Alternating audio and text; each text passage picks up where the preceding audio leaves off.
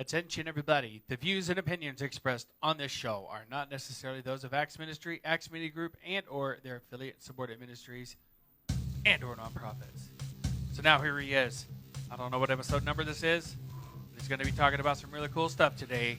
Your host of Crime Time, Dr. Steve Albrecht. Take it away. Thanks, producer Matt. This is Crime Time podcast number 53. So we'll be talking about crime and crooks today. We'll be talking about an app that's called Cop in Your Pocket. I'm developing this app with my colleague from San Diego PD, Robert Smith, and he is the CEO and founder of nightclubsecurity.com. He teaches nightclub security, bar bouncers, and staff security for bars and restaurants and nightclubs and things like that. So we're working on an app called Cop in Your Pocket, and we'll talk about what that means and what it might be in terms of the design as we go forward today.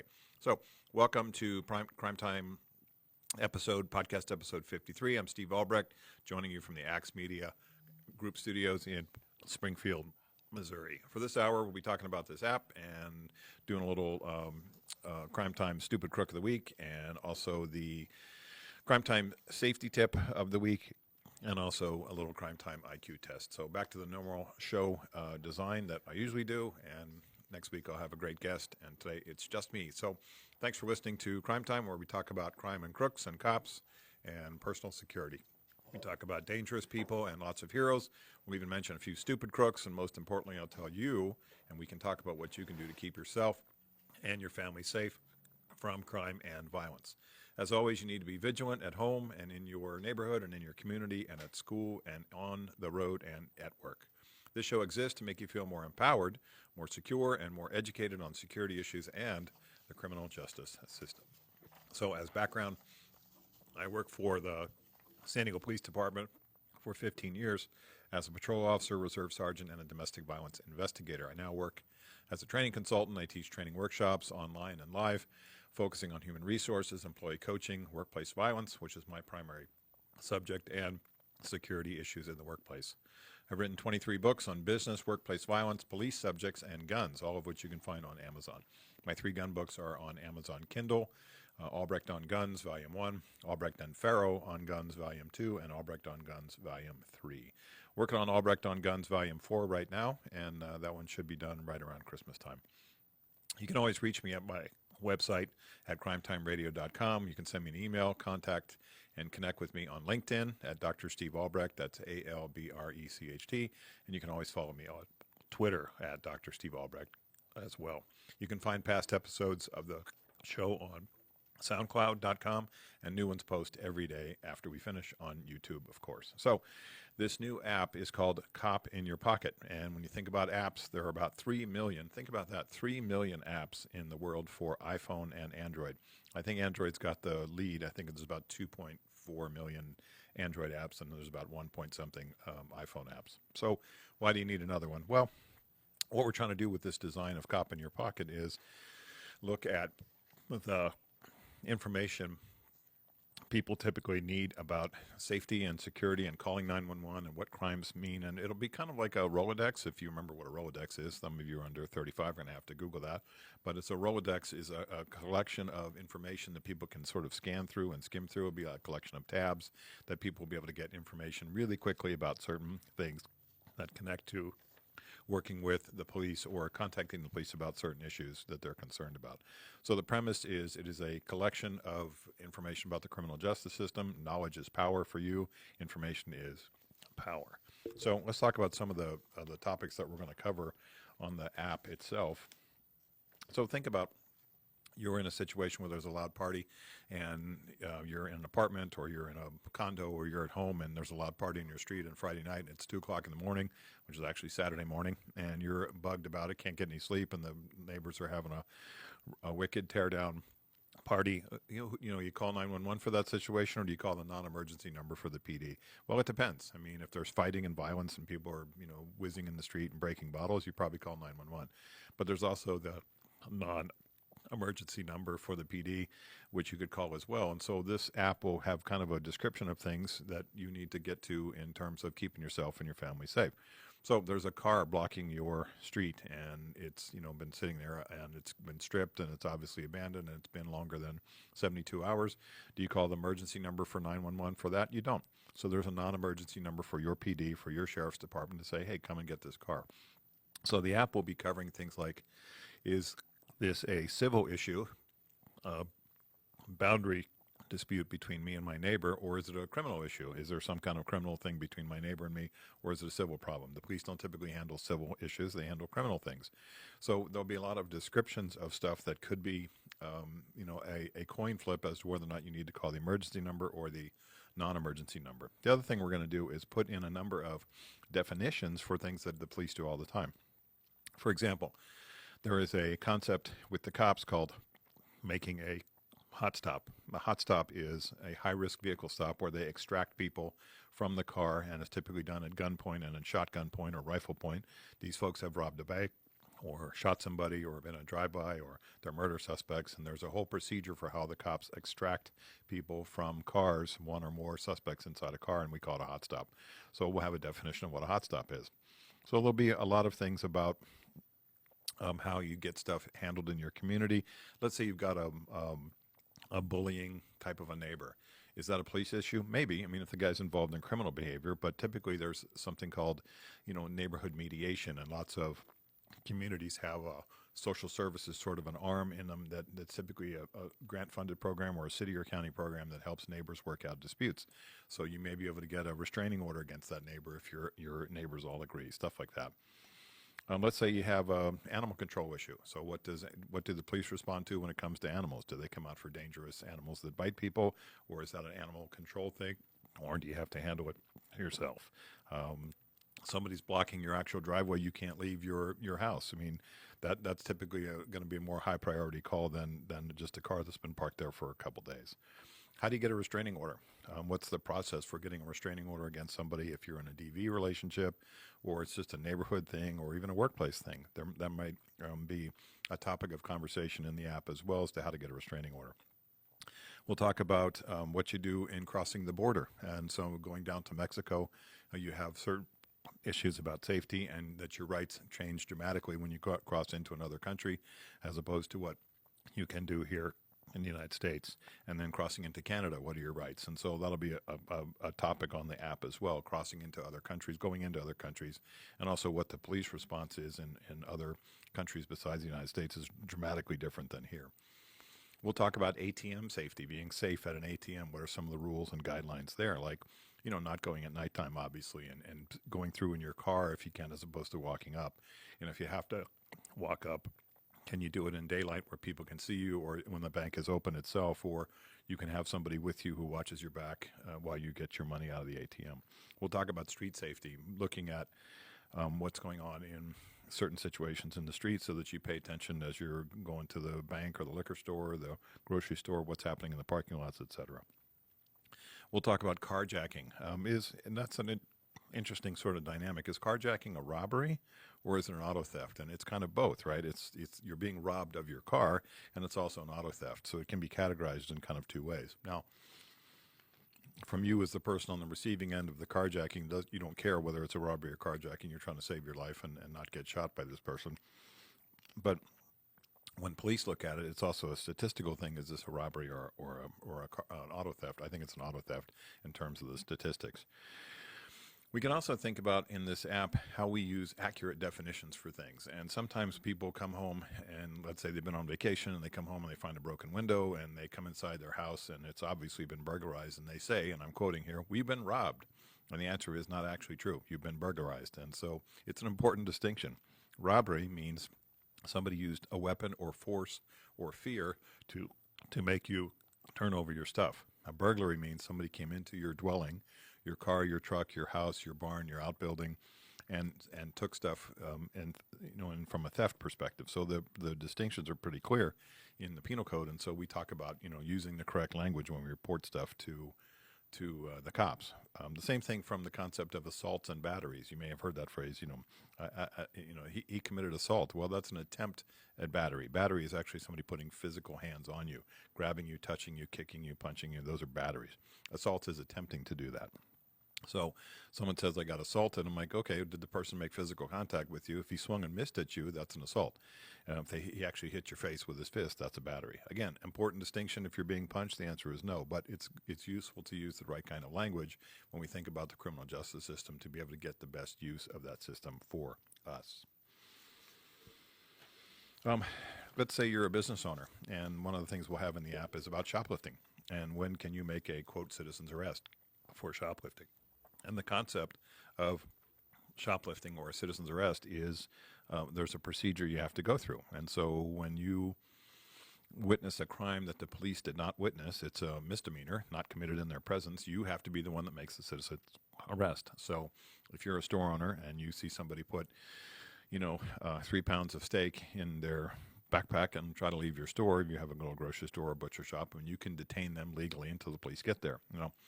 There's a lot of other issues about civil liability and putting hands on people and fighting and things like that, which we'll put in the app as well. But the concept of shoplifting itself says that you have the right to make a citizen's arrest. And so if the police get there and you're not willing to sign the form that says I'm making a citizen's arrest, the cops are going to let the guy go. Now, maybe you get your 3 pounds of steak back, and what does it go for? About $9.99 a pound. You get your steak back, but there are no consequences for this person's behavior. So the citizen's arrest process is really important because it says this is how we enforce consequences on people that do stuff that the police did not wish, that the police did not witness. Now, if they've seen it, it's they can make the arrest themselves, and if they did not see it, but it was a felony in terms of a serious crime, then they can make the arrest themselves based on probable cause. We'll talk about the sort of escalation that police need to go through when it comes to how they stop people and do their jobs in terms of making an arrest. It goes from a consensual or casual conversation into what's called reasonable suspicion, which means the person is not free to leave, and probable cause to make an arrest. So that moves up in the scale quite dramatically or quite quickly or quite slowly, depending on how the officer investigates things. So we'll talk about what your rights are. We'll break down in the app the Miranda warning. Everybody knows the Miranda warning, right? You have the right to remain silent. If you give up the right to remain silent, anything you say can and will be used against you in a court of law. You have the right to an attorney. If you cannot afford an attorney, one will be provided you prior to questioning. The Miranda warning has been around. Miranda Escobedo is the case since, I think, 1963 or 1964. We'll talk about in the app what the warning means and also what the two questions are asked. The first question of the Miranda warning is, do you understand your rights, yes or no? And the second is, if you understand your rights, are you willing to speak to me? And that's a yes or no question as well. And so sometimes crooks will do what's called waiving, which means they'll say, I'm not going to talk to you, and yes, I understand my rights. So we'll put the Miranda warning in there. We'll describe what it's all about. Somebody has said to me a long time ago, why don't we put the Miranda warning on the driver's license of everybody in the United States on the back of it, written in whatever language you want. So whether it's Tagalog or Vietnamese or Russian or Spanish or English, you can have the Miranda warning on the back of your driver's license so you know what your rights are. No one ever thought about that, but I think it's a good idea. We'll talk about how to be a good witness. We'll talk about problems that happen inside bars and places where there's alcohol. We'll talk about ways to prevent your car from being stolen. And still today, one of the primary reasons people get their car stolen is they leave the keys in the ignition. They leave the car unlocked. And it's still amazing to me in this date and time with all the advances we have about auto theft protection and things like that people still get their cars stolen by leaving the keys in the ignition. The other part about auto theft is that think of all the stuff that you have in your car that you don't want to get stolen. Handguns, purse, backpack, wallet, cell phones, laptops, your kids, your pets. I mean, there's a lot of things in your car that, when you get out to go drop off something at the mailbox and you leave the keys in the ignition. The other thing that sort of parallels that to me is how people are still, especially in my state in Missouri, being killed in car accidents where they don't wear their seatbelt. I didn't think it was possible to drive in a car these days in the year of 2020 without being bombarded with all kinds of signs and signals and warnings and alarms about not putting on your seatbelt. Lots of people seem to die in fatal accidents without having their seatbelt. So we'll talk about driving safety, and we'll talk about road rage, what things people can do to prevent road rage. You get a parking citation. We'll talk about how you fight a parking citation or how you fight a traffic citation. There are two types of citations you can get from the cops. One is a moving violation, which is typically called a hazard citation, and the other one is a fix-it ticket. In many states, getting a fix-it ticket, tail light, brake light, license plate light, no gas cap. There's a million ways that you can get a fix-it ticket. Is also accompanied by having to pay a fee in order to turn in the ticket and get the thing taken off your record. We'll talk about how to fight a speeding ticket, how to fight a traffic citation that you get, how to deal with a fix-it ticket. We'll talk about reporting child abuse. Reporting child abuse, we have something called mandated reporters, and that's cops and firefighters and medical people and clinicians and social workers. Librarians are mandated reporters. People that work in parks and rec situations are mandated reporters. So we'll talk about what it is to be a mandated reporter in child abuse. I was just looking at an article from a law firm today that says now human resources professionals are now mandated reporters for child sexual abuse, which is a very specific sort of a thing, and I'm not sure why we have that, but it's now part of, at least in California, part of a mandate for reporting. So we'll talk about how we report child abuse, who you report to in the county social services system, which is typically child protective services, a child and family services type of a hotline, which many of these are operated 24/7 by cities and counties, typically counties. We'll talk about reporting elder abuse, which is abuse of financial or legal or physical abuse or abandonment or neglect of somebody over the age of 60 or 65 and anybody who is a dependent adult. We'll talk about the laws in the app for driving while armed, what it means to drive in your car with a handgun, and where you should be carrying a handgun if you're outside your usual state and you don't have a concealed carry license for the whole country. We'll talk about that. We'll talk in the app about whether or not you should help the police if they're involved with wrestling with some suspect on the side of the road. This can be a really dangerous situation for the officers for sure, and it can be dangerous for you, and the cops don't always know whether you're a good guy or bad guy trying to help them. We'll talk about the protocol for how you step in a situation where you see a cop wrestling on the ground with some maniac who's trying to take his gun or her gun or assault this officer in some way. We'll talk about preventing burglaries. If you have a commercial business, how we prevent burglaries in a commercial business is different than home. And it's not just about alarm systems and not just about lights and cameras. There's lots of kind of a mindset that's different between home burglary prevention versus commercial business prevention. We'll talk about police practices in terms of how you make a citizen's complaint against them. There's a whole process for how you complain against officers, which a lot of people don't seem to know. They wait until the situation escalates and then it shows up on TV on their phone or something like that. That's how they make a complaint. But there's a whole citizen's complaint process for the internal affairs where cops are put on notice about their behavior, whether it's rudeness or sarcasm or racial or harassing type of behavior or use of force. So we'll talk about the citizen complaints process and how the internal affairs process works. We'll also talk about citizens review boards and what they mean in communities and why they're effective and why sometimes they're not effective. We'll talk about landlord-tenant disputes. Sometimes cops get called to situations, again, which are civil issues, but not necessarily criminal. And so a landlord-tenant or they sometimes stand by for things called preserve the peace. You're getting a divorce, and sorry about that, but you got to get your tools, your equipment, your stuff out of your house. You got to get your clothing out of your house, your stuff that's, your computers, laptops, whatever. Sometimes the cops will stand by while you do that. They'll preserve the peace to make sure nobody gets injured while you're taking your stuff out during a divorce or a custody type of a situation. We'll talk about child custody in the app and what that means to when the cops stand by during child custody exchanges and things like that. We'll define disturbing the peace, and disturbing the peace is kind of a broad brush in many penal codes around the country about, what time of night your peace can be disturbed and what it means and all these things related to parties and loud engines and all kinds of stuff which disturb your peace in the neighborhood. So that's part of our kind of discussion about the quality of life as well inside the app. We'll talk about what it means to get arrested for drunk driving, which is an interesting thing these days. Lots of people get arrested for drunk driving and fear the worst in terms of losing their license. That's possible. Some states have pretty strict guidelines about first arrest, second arrest, and third arrest. We'll talk about that. We'll put in the app how to do the field sobriety test, how to do the thing that the police typically do when they pull you over on the side of the road. Now here's a little safety tip for you. Don't drink and drive, because even if you do really well on the field sobriety test, you're still going to get arrested if you have alcohol in your breath and you have something called horizontal gaze nystagmus. Horizontal gaze nystagmus is where you move the cops ask you to follow their finger, and at the 45-degree mark, if your eyeball jiggles like this, that means you have horizontal gaze nystagmus. You're at least 0.08 or higher. So the faster it comes on, the more drunk you are. So without moving, and you can do this with your friends at parties, 18 inches away, slightly elevated.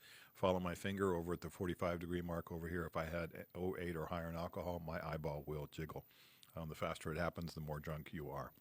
So we'll talk about that. Getting arrested for drunk driving and what the steps are. We'll talk about getting arrested in general, what cops typically do. Maybe you've seen it on TV or the movies and how it really works in terms of going to jail and what the jail experience is like if you're in there for something like drunk driving or being drunk in public or something that people get arrested for sometimes. We'll talk about getting arrested for a federal crime, how that's different than a state penal code and what the consequences are and the penalties are. So federal crimes are typically handled by the FBI or state agents that are working as deputized, like for U.S. Marshals or something like that. We'll talk about the difference in the app between the police and the sheriff. The sheriff typically operates the jail in the county, and they are the county authority, and they have authority to make arrests in the city and county, whereas the police have authority to make arrests typically in the city. They typically serve the sheriff if they have to go into the county. We'll talk about state police. We'll talk about the difference between a state trooper and a state police officer. So lots of roles and duties and assignments for different law enforcement agencies. We'll talk about two things which are very popular in law enforcement now called community-oriented policing versus problem-oriented policing. And think about this as sort of the larger picture versus the smaller picture.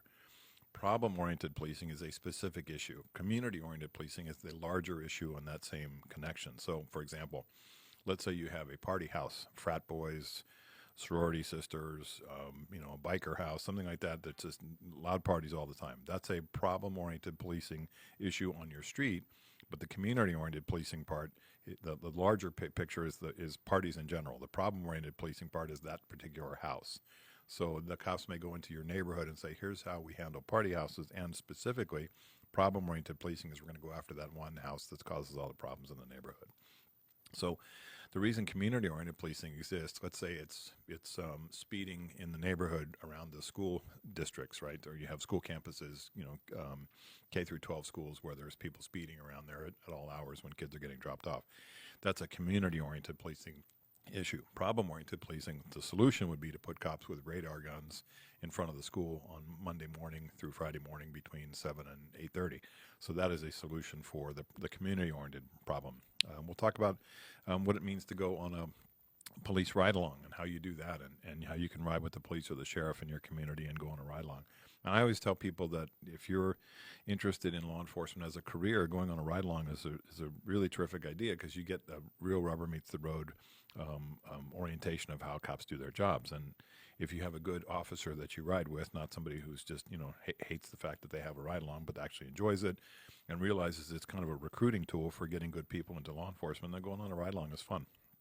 I went on, I think, 3 of them before I joined the PD in San Diego, and they were all great. They're all very exciting, and it just reinforced my idea of wanting to be a cop. We'll talk about stalking as a behavioral issue in our communities, and stalking is connected oftentimes to domestic violence. Sometimes it is connected to people that you had an intimate relationship. Sometimes it's connected to strangers who become obsessed with you. We'll talk about stalking. We'll talk about domestic violence as a crime and also a workplace issue. We'll talk about workplace violence, active shooters, mass attacks. That's all part of the discussion there as well. We'll talk about what it means to be mentally ill in our society, what the police typically do. There's a 3-type criteria for how the cops make arrest for people that are mentally ill. Is this person a danger to themselves? They're suicidal. Are they a danger to other people? They're violent or homicidal. Or are they what's called gravely disabled? And in all 50 states, we have different versions of what gravely disabled is. So we'll talk about what happens to people. Maybe it's a family member of yours who goes to a mental health facility based on a police response where they take them in for an evaluation. We'll talk about vandalism and gang graffiti and what it means to be a gang member and how people get into gangs and what that whole sort of criteria is all about. So we'll provide a little primer on gang life in our app as well. We'll talk about police slang. I wrote a whole article. You can see it on Psychology Today. Go back about 5 or 6 years. If you put in Steve Albrecht and police slang, you'll find a piece that I wrote about police slang in Psychology Today, which is kind of fun. We'll talk about 10 codes and 11 codes and why cops and sheriffs use 10 codes and 11 codes. In my community in San Diego, a prisoner was called a 1016, and the reason we said this guy is a 1016 instead of saying I'm about to put my handcuffs on him right now to my partner means we want to get the guy caught off guard before a big fight starts. So we'll talk about why cops use 10 and 11 codes. We'll talk about homeless people in our communities and what we can do to support them or to serve them and to help them, what we can do if we have criminal behavior involving homeless people. Is it a police issue sometimes, or are there other social services that we may want to bring in? In the app, we'll talk about what's called the criminal justice triangle, which is cops and courts and corrections. And the criminal justice triangle obviously works together in those three areas in certain sort of distinctions. What do the police do? What do the courts do? And what do corrections do? So we'll have lots of sort of discussions about how you can get a sense of how the police function works in your community, in your state, in our country. We'll talk about what your rights are if you get stopped for what's called an FI. An FI is a field interview, and that's a slip that the cops fill out typically to say, why are you in this neighborhood at this time in the hour doing what it is that you're doing? And typically cops use FI slips, or what they call shake slips, as a way to identify people for detectives later on, or to verify where somebody is, or to verify who they're hanging out with, gang members, other crooks, things like that. An FI slip is not a permanent tattoo on your body, but it goes into a system, and people who are constantly being stopped by the police all the time know what it's like to be FI'd all the time, and they have the sense that this is how police sort of harass them. And it's not about that. It's like, why are you out at 2 o'clock in the morning in this alley? That's a perfect time for an FI slip or a field interview. We'll talk about how detectives work in most police agencies, how detectives get their cases, how detective sergeants do something called cut paper, which is they decide who gets certain types of reports and what it means to follow this process all the way through, so you can figure out as a crime victim what's your best sense of getting justice or getting your property back or whatever it happens to be. We'll talk about in our app, The Cop in Your Pocket, we'll talk about your constitutional rights. You have a Fourth Amendment right to search and seizure protection, which goes away if you are a parolee. It goes away if you're what's called a fourth waiver. So if you get out of prison and you are getting out of prison early, you sign off your Fourth Amendment rights. You can be stopped and searched by cops 24/7 for any reason. It's part of your parole basis. We'll talk about bail and what it means to bail out of jail and how that works as part of the Eighth Amendment. We'll talk about your constitutional rights in the Bill of Rights, as opposed to how police can question and interrogate you and things like that, like you've heard about on TV or the movies. The Fifth Amendment, right? My right not to incriminate myself. We'll talk about a process the cops use called stop and frisk, and this is certainly really big in New York and other places where cops have whole squads of folks that went out and just looked for guns and drugs, and what it means to be stopped by the police, and can you be frisked by the cops without your permission? And the answer typically is only for the cops to be able to search you, only to look for weapons that may harm them. They can search for what are called hard objects, things that could be obvious weapons to be used against them. They can search you for that in the street even without your permission. So we'll talk about this sense of what it means to be a crime victim is really kind of weird compared to how the state sees you. So, when O.J. Simpson gets arrested for a murder, allegedly, it's the state of California versus O.J. Simpson. The state becomes the victim in a lot of these cases. It's not you as Mr. Jones who got his car stolen by this crook Johnny over here. It's the state of whatever versus whoever Johnny is. So there's a weird sort of dynamic there in terms of how the state sort of steps in and takes over the role of victimhood for you, even though you're the one that got sexually assaulted or beaten or robbed or had your stuff stolen. It's kind of interesting how we do that.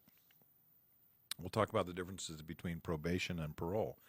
Probation is typically what you get when you come out of a county jail system, and parole is what you get when you come out of a federal jail or a prison or a state prison. And there's a big difference between those two. Probation officers have different work than parole officers. We'll talk about what it means to be a registered sex offender. All 50 states have it. It's called the Megan's Law. You can look up people on the sex offender database and what it means to be a sex offender. These are typically registration processes that have to happen once a year, 5 to 10 days before or after your birthday. You go down to a police agency or a sheriff's agency and you register with them your address and telephone number, et cetera. I did that process for about 2 years with the PD in San Diego. I registered those guys, and it was not a lot of fun. Basically, we look at what those people have done, and we compare their story that they tell us when they register with what we know about them to look for any changes in their story. And we think in the back of our minds, as good sex crimes detectives, is this person connected to something which may be an open case right now that we have based on their MO or the way that they do things. So we'll talk about the sex crime registration process and what it means. We'll talk about how people can be arrested for drugs, and typically, street drugs, marijuana, cocaine, methamphetamine, ecstasy, things like that. We'll talk about what drug arrests look like. We'll talk about the felony murder rule. The felony murder rule says that if you're in a car and somebody driving in the car shoots out the window and kills somebody, you could be charged for murder as well. We'll talk about the difference between murder and manslaughter. You may see that on TV or in the movies. We'll talk about that. The app will have a long discussion about how to get a CCW permit in your particular state if you need one. We'll talk about self-defense, firearms self-defense, and then what are called stand your ground laws and rules. The app will have some discussion about guns and owning guns. And we'll also talk a little bit about not only the discussion we had about citizens arrest, but also what private security guards can do. And private security guards, when can they have a gun permit? When can they have an exposed gun permit or a concealed gun permit? When can private security guards make an arrest? That type of thing. So that'll be part of our app as well. Arson as a crime will be described and discussed in our app, and what it means to be an arsonist and how those folks kind of typically work. There's a lot of cool books, including a really good one written by Joseph Wambaugh on arson. I forget the name of the book, but he wrote it several years ago about a Glendale fire investigator in Glendale, California, who was actually an arsonist. So a really cool book written by Joseph Wambaugh. Our app will discuss what we do about bomb threats, and whether you get a bomb threat at work or at school, what's our response. We'll talk about child pornography, child sexual abuse. We'll talk about fraud, especially fraud cases involving scams and things like that, embezzlement and ID theft. That'll be part of our app as well. Speaking of embezzlement, we'll talk about street cons and street con games. Those things still exist. You see, people playing three-card monte, or they're doing various things called the Jamaican switch and things like that. We'll talk about how some folks that are doing cons in people's home repair things or auto repair things, they come up to your house to do this. We'll talk about who investigates crimes that happen on Indian lands and Indian territory. That's typically the FBI. What do the U.S. Marshals do? They protect federal judges. They protect federal courthouses. They are the oldest law enforcement agency that we have in existence. Maybe the Postal Inspector is a little bit earlier than them, but they're one of the oldest as the U.S. Marshals. We'll talk about what the FBI does. What is their role and function. We'll talk about in our app who investigates crimes in the military. The Army has a criminal investigations division, and the Air Force has Office of Security Services, and the Marine Corps has the NCIS like you see on TV. We'll talk about white-collar crimes. We'll talk about how we see things that are connected to frauds and embezzlement of a white-collar nature, maybe involving the Postal Service. We'll talk about Postal Service inspectors and what they can look at. You may not know this, but postal inspectors cannot search your mail without a warrant. So if you send something from your house to somebody else, they can't just pull it out of the mail and open it up and look at it. They need a warrant to do that. So we'll talk about what those guys are all about. How about the roles and duties of park rangers? The roles and duties of state park rangers versus federal park rangers. There's so many law enforcement agencies in D.C. that protect all kinds of interesting places. We have the Park Police that protect monuments. We have the Capitol Police that protect the Capitol building. We have Supreme Court Police that protect just the Supreme Court. So these all have law enforcement agencies in uniform and detectives for each of these places. So we'll have a long list in our app about what these various places do. We have EPA cops that protect the environment, and insurance fraud people and Medicare fraud folks that protect our national systems for that. So we'll also talk about what you can do to report certain crimes. You see a cop, or you see you have to decide whether you call a cop. You see a kid being abused at the mall by their parent or somebody. You see somebody dine and dash out of a restaurant. You see somebody shoplift. You see drug sales. You see prostitution. You see drunk driver on the highway. You see an aggressive road rage type of a driver. How do you report these things? And we'll have that in our app as well. These are the things that you tell the dispatcher. How do you get your property back if it's been impounded? How do you get your property back if your car's been impounded? We'll talk about CPR. How do you give CPR? And certainly these days, the CPR rules have changed to now really focus on the compressions rather than just the breathing part, certainly during COVID and HIV and things like that. We'll talk about Good Samaritan laws in our country and what it means to give first aid or to help somebody. We'll talk about how you distinguish between private property activities versus public property activities, like towing a car away from a private parking lot versus towing a car away off the street. We'll talk about whether cops have ticket quotas. They do not. We'll talk about cops and donuts. They typically like those. We'll talk about how to be a safe driver, how to protect yourself if you get into a minor car accident versus a major car accident. There's something that I put in my new gun book, which is what happens to your firearm if you're a CCW holder and the fire department or the police or the ambulance folks come to take you to the hospital. What happens to your gun? Well, it typically gets locked in a box that's in the fire department's truck, or it's locked in a box that's in the ambulance, and it gets turned over to the hospital and locked in a box there. But that stuff needs to be worked out. If you have a concealed weapons permit, I would write on the back of my permit, here's what I want to happen to my gun, and make sure this family member gets it or something like that in the event that I'm incapacitated. How to be a safe driver, how to, again, avoid road rage, how to pull over safely when being stopped by the police. We'll talk in our app, speaking of concealed weapons permits, what you do if you're carrying a concealed weapon and you are pulled over by the cops, what will you do? We'll talk about police pursuits and how they work and how they start them and stop them and how to get out of the way of a police pursuit. We'll talk about crimes in progress, what it means to see something that's happening that's a liquor store robbery or a bank robbery or something like that. What would you do? We'll talk about preventing workplace violence in your workplace and in your business and what the issues you may need to look at. That subject's all about revenge and how we treat people and people that are so angry at their employer or their bosses or coworkers that they want to kill them. We'll talk about that. Domestic violence in the workplace as well. How to keep your kids safe at school is part of our conversation. We'll talk about the role of safety and security at the airport and look at what the airport police do. We'll talk about how we store our guns safely in our homes, how we store our medications safely in our homes. We'll talk about juveniles and what they do in terms of the criminal justice system, how we have to have certain differences in how juveniles are arrested. Go back to the Miranda warning that I talked about as well. Do the cops have to read the Miranda warning to a 10-year-old that they arrested for stealing something? And the answer is yes. That's just what we do. We read the Miranda warning to everybody. But for juveniles, it's different how we handle them as opposed to adults who are arrested. So we'll talk about that as part of the app as well. So one of my functions in this app, Cop in Your Pocket, is to make it something that's entertaining, make it something that's informative, that gives you knowledge about certain things. And then if you ever thought to yourself, what would I do, or what should I do about, or if this situation arises, we're going to have so many choices under these various tabs that you'll be able to look at it and say, this is exactly what I need to do.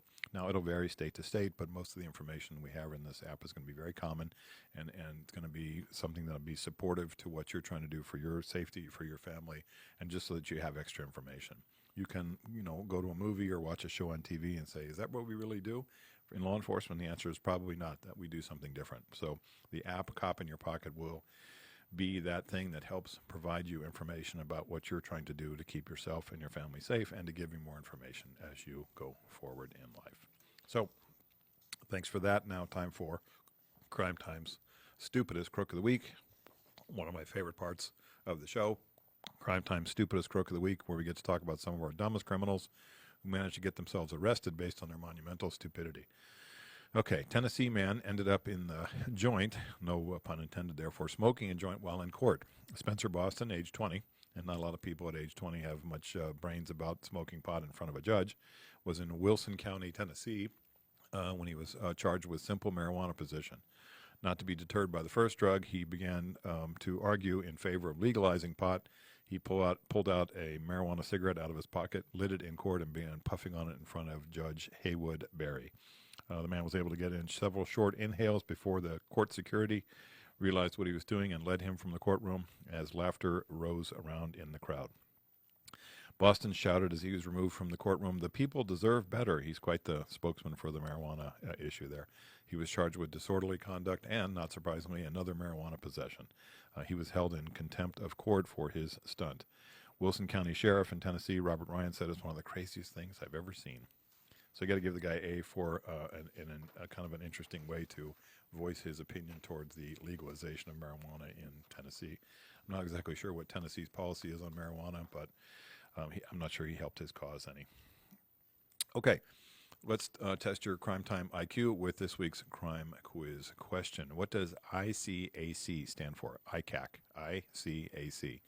So this is kind of connected to our show last week when I interviewed Frederick Lane and his book on cybersecurity. We talked about cyber systems and cyber safety for your kids and your kids being exposed to pornography and people that are targeting children in their online world. ICAC stands for the Internet Crimes Against Children Task Force. So there are 61 ICAC task forces around the United States involving over 4,500 federal, state, and local law enforcement officers, agents, and also prosecutors. So an ICAC team, typically, if we look at all 61 around the country, may have a U.S. Marshal on it, an FBI agent, a customs agent from the federal level. It may have a postal inspector at the local level. It may have sheriffs and PD and detectives, child abuse detectives, child sexual assault investigators. It may have prosecutors from the federal level, prosecutors from the state and local level. And these people work specifically on internet crimes against children, typically involving child sexual abuse, child sexual exploitation, and child pornography. So we have something called the National Center for Missing and Exploited Children's Cyber Tip Line, and that's at cybertipline.com or 800-843-5678. So NECMEC, or the National Center for Missing and Exploited Children, has been around for a long time, and they not only take care of and helping law enforcement agencies investigate child stealing, kids being abducted from healthcare situations like stolen infants, babies, and things like that, but also missing and exploited children that have been picked up as runaways or kidnapped in child sex slave operations or child custody issues where the non-custodial parent has taken the kid away. So NECMEC has a cyber tip line, again, cybertipline.com or 800-843-5678. And they work closely with ICAC agencies around the country. So ICAC's primary function, and this is a horrible job, somebody has to do it, but you can imagine how horrible it is. They look at child pornography all day long. One of my partners in the PD did this job, and it's just horrible. I mean, that's his function. He looks at child pornography all day, and they try to catch the people that are posting it, creating it, making it, exploiting these children, setting up these situations and stings and things like that where they can grab these guys that make this type of stuff and put it online. So ICAC, Internet Crimes Against Children, these folks really prowl around what's called the dark web. So our crime time safety tip of the week is kind of going back to what Frederick Lane said last week, and I didn't get a chance to talk about it since we were kind of wrapping up early with him. I went long and talking with him, he's such an interesting guest and a lot of things to say, is really the importance of sitting down with your teenager or your pre-teenage kids and really talking about safe use of the internet. Now, they don't want to hear that stuff. They don't want to waste time talking with you about it. They don't want to share information with you about this stuff. But the earlier you can get this thing done with them, the earlier conversation you can have with them, the better it's going to be in terms of them understanding your need for their safety and also their need to report things to you that are outside the ordinary, where adults who are posing as teenagers are trying to lure them into meeting or lure them into kind of sending sexually explicit photographs, things like that. So it's really important to have those kind of boundary conversations with your kids that say, look, I'm not going to stand over your shoulder because I won't be able to for every single encounter you have online, but I'm really concerned about how you interact with people and who contacts you, and you need to tell me immediately if you feel uncomfortable about somebody who is doing something in our world that we call grooming, which is these adults that are posing as children, attempting to groom these kids into sexually explicit behavior, sexually explicit photographs. In the old days, we used to see these guys start off with asking a question in these chat groups called ASL. A for age, S for sex, and L for location. So ASL question mark meant how old are you, what is your gender, and what city are you in? And, people used to answer accurately about this stuff, and then these predators would swoop in on these types of kids, male and female, in terms of trying to sexually exploit them. I think it's useful to download or look at on YouTube some of the old episodes of a TV show called Catch a Predator with Chris Hansen. Catch a Predator with Chris Hansen was one of those sort of groundbreaking shows where they did stings all the time to try to catch these guys that would connect first online with some girl who they thought was preteen, or a boy who they thought was a teenager or a preteen. Turned out it was a sting set up by local law enforcement. They would get this predator to show up at the house, Catch a Predator, and the cameras would be there, and he would show up, and it would be some girl or some guy, typically a girl, and she'd say, "Well, I'll be out in just a second. Have some iced tea," and he'd be sitting at the counter, and then Chris Hansen and the camera crew would swoop in with the cops and talk to this guy about his postings and his writings and the things that he had said to this girl online, of which the guy always denied. And then, of course, they would run out of the suspect would run out of the house and get tackled on the grass by the cops waiting outside. So quite an interesting show, Catch a Predator. So it's not on anymore, but you can download episodes on YouTube and kind of use that as sort of a reminder for your kids. So think about from the standpoint of that boundary you need to have with your kids, where you're not prying into every part of their life, because they'll get secretive and they won't share things with you, but having an open dialogue and what Frederick Lane talked about last week in our show about having a fair use contract about how we allow your kids to do things online, where there's a behavioral contract between them and you as to what they can do and what they cannot do. So think about how these predators groom these kids. They start off by saying, don't tell anybody about our conversation, don't share any of our text or posting with your parents or anybody else. We need to put in really solid guidelines and boundaries for our kids to say, look, that type of stuff is manipulative, and you have the right to come and share stuff with me, and I want to know what's going on in your life and when it comes to your online activity, so I can prevent you from being harmed. We see these cases happen all the time. Some 14 or 15-year-old girl goes off with some adult and meets up at a hotel, and something horrible happens. And I always look at the parents and go, where was the oversight? Where was the sense of, sometimes you have to be a parent, and sometimes you have to say, my kids don't have the right to do whatever they want until they're 18 years old in my house, and I still have the right to set rules and boundaries. So that's our Crime Time Safety Tip of the week. Download some episodes of Catch a Predator with Chris Hansen, watch that with your kids, and go, this is the stuff I do not want to happen to you, and look how easy it is for people to get in this situation, but they're manipulated or groomed by these predators. So thanks for listening to this episode of Crime Time. I encourage you to go to my website, crimetimeradio.com. Send me an email with questions and topics that you want me to cover in future shows. Connect with me on LinkedIn and on Twitter. LinkedIn is Dr. Steve Albrecht. That's ALBRECHT. And then Twitter is at Dr. Steve Albrecht. In our world, there are sheep and shepherds and wolves. Too many people are sheep, and too few people are shepherds. Lots of wolves out there. There are not enough police officers or sheriff's deputies or federal agents to protect us all. You need to be a shepherd. Take care of yourself and protect your family, your loved ones, your friends, your coworkers. Pay attention. Be prepared to defend yourself with legal force if necessary. Be a good witness for the police if you see a crime. Stay safe and aware and alert at home, at work, at school, and even on the road. Thanks for listening to Crime Time. My thanks to Jim Whining and producer Matt and producer Jeff and all the good folks at Axe Media Group. I'm Steve Albrecht, and thanks for listening to what I know is right.